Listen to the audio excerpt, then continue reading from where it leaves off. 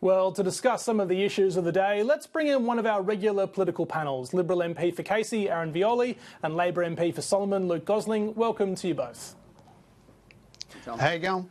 Aaron, I want to come first to you. There's been some suggestions this morning the Coalition matched the bulk billing pledge we saw from Labor over the weekend, largely to avoid another Medicare. Is this good policy that the Coalition signed up to, or is this just good politics? Well, it's good policy, Tom. Unfortunately, we've had to clean up the mess, or the government are cleaning up their own mess, and we've matched it because it is important that we give healthcare certainty to Australians. The reality is bulk billing in 2019 under the Coalition was at 88%. It's dropped to 77% in 2023 under Anthony Albanese. In my community of Casey, it was at 84% and down to 73%. So it's important that the mess that Anthony Albanese has created is being cleaned up. This incentive will help. It's not the whole solution, because one of the reasons bulk billing rates have dropped so much is because costs have gone up on electricity, on their interest repayments, on their supplies. Because the government doesn't have a solution to the cost of living crisis, we're feeling it all through the economy, and communities feel it. So obviously GPs and the community want better health. We're going to support that because it is a good measure. We're actually going further. We've put another $500 million in to increase Medicare-funded mental health sessions. This government cut it from 20 to 10. We've committed to increasing it again from 10 to 20 so people can get the Medicare-funded mental health support they need. Their bank balance shouldn't determine the support that they get when it comes to mental health support. It's disappointing that the government cut that funding, but we'll reinstate that as well. Can you give us some insight then into how the decision was made on this $8.5 billion pledge? Is it true the call had been made by the Coalition before the policy had even been announced by Labor? Tom, I can't give you those insights. As you can appreciate, as a first-term backbencher, I'm not in the leadership meetings or the shadow ERC meetings, but I do know that Peter Dutton, Susan Ley, Angus Taylor, our leadership team, run a robust discussion and shadow cabinet and shadow ERC process to make sure that the decisions we make are in the best interests of the country, and to make sure that we're putting forward positive plans for the Australian people, because we've seen under the Albanese Labor government almost 3 years of complete failure. There's not one Australian that's better off today than they were in May 2022. We've seen broken promise after broken promise by this Prime Minister. Australians are still waiting for their $275 power bill reduction. Instead, they're up over $1,000. So we always go through a robust process.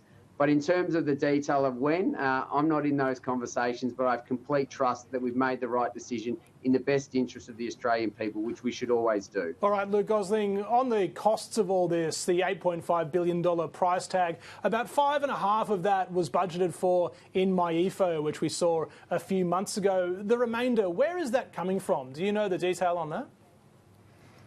Yeah, before I answer that, can I just congratulate Aaron for getting all of the talking points for the Coalition out in one answer. It was bloody impressive. Well done, Aaron. Look, Aaron's doing his best to put lipstick on the proverbial farm animal. But let's be serious here. Labor created Medicare. We're trying to make up for the damage that was done when bulk billing was absolutely smashed during 9 years of the Coalition. And who was the main architect of that? Peter Dutton. Now we're supposed to believe that he does, 24-hour turnaround on our policy and has totally agreed with it. But what's more is he wants us to believe, he's essentially gaslighting the Australian people into believing that he didn't say there's too many free Medicare services when he was Health Minister. He's trying to pretend that Australia's doctors didn't vote him the worst ever Health Minister there was. So, look, I don't think we can really trust the rationale behind what they're doing, except to say that they've got nothing much else to talk about than nuclear. Free lunches for bosses, and they needed to say something because they know it's a real weakness for Peter Dutton. All of our policies will be fully costed. You can be assured of that. You've got to remember that we're the political party, as the government over the last 2 years has actually brought down a budget surplus and paid down on debt. Now, they're real actual facts. So I think you can trust our team to make sure that we know where the money's coming from. When it comes to the coalition, though, you've really got to wonder, when they're ripping $350 billion out of the last budget, where they're going to get the money from. All That's right. a real question. Look, Gosling, I want to stay with you but move on to a different issue briefly. We've heard suggestions that the Chinese flotilla of military warships in the Tasman Sea is moving closer to the Australian coastline. It's now within Australia's exclusive economic zone, somewhere off the coast of Tasmania. They are allowed to be there under international law, but is this concerning that these warships are conducting live fire exercises and now moving relatively close to the Australian shoreline? Yeah, look, I don't want your viewers to be concerned. I've been concerned about some of the behaviour of the PLA, and I said so recently as yesterday in an opinion piece, calling out the unprofessional behaviour that we've seen from the PLA in our operations in international waters to Australia's north. Now, at the moment, assets from the PLA are down to Australia's east. They're doing so in accordance with international law. But I think the Prime Minister and the Deputy Prime Minister were right. The Foreign Minister was right to speak with her Chinese counterpart over the G20 about the lack of appropriate notice that was given to airlines that had to divert their path. I think that was right for the Prime Minister and the Foreign Minister to bring that to the attention of the authorities. But I don't want to alarm anyone. I think what the coalition does when anything happens is, just try and confect a bit of outrage. It is concerning when PLA conduct or let off flares near our RAF surveillance aircraft in international waters to the north of Australia, and I've called that out, and it should continue to be called out. It is a concern with the PLA let off sonar and other unprofessional acts when our Australian naval divers are in the water, and we've continued to call that behaviour out. But having this ship out in the Tasman Sea conducting operations there, we just want them to conduct themselves professionally. We want them to give appropriate notice when conducting live fire drills. All right, Aaron Violi, we're starting to run out of time, but just want to get a word from you on that, particularly a response there to Luke. Should the government be taking a stronger line on this, and is the Liberal Party confecting outrage on these sorts of issues?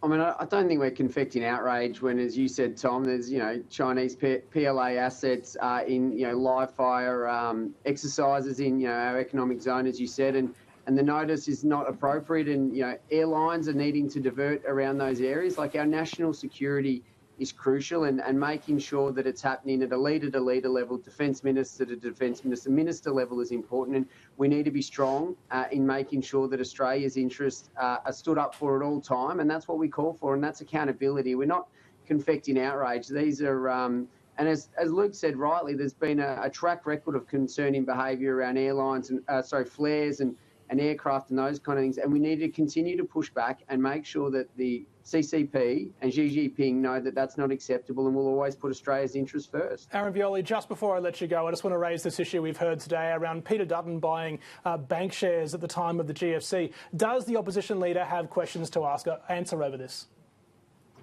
Well, Peter Dutton's already, through his office, answered these questions. I'm not going to provide commentary on his personal finances, much like I won't any other member of Parliament's. But what this really goes to, Tom, is a government that's desperate, a government that's out of ideas. As I said before, they haven't, improved anything for Australians in the last 2.5 years. There's no one better off, and they need to resort to getting the dirt unit to muckrake about Peter Dutton. All the Prime Minister does is talk about the opposition. He's the leader of this country. He should be leading and putting forward policies to actually help Australians, but he's not doing that, and that's why they need to go to these desperate smear tactics. It's really disappointing that the ALP have decided to go down this path, but Peter's already answered these questions today through his office. All right, Aaron Violi, Luke Gosling, thanks so much to both of you. Thanks, Tom. Thanks, Luke. No worries. Authorised by Aaron Violi, Liberal Party, Lilydale.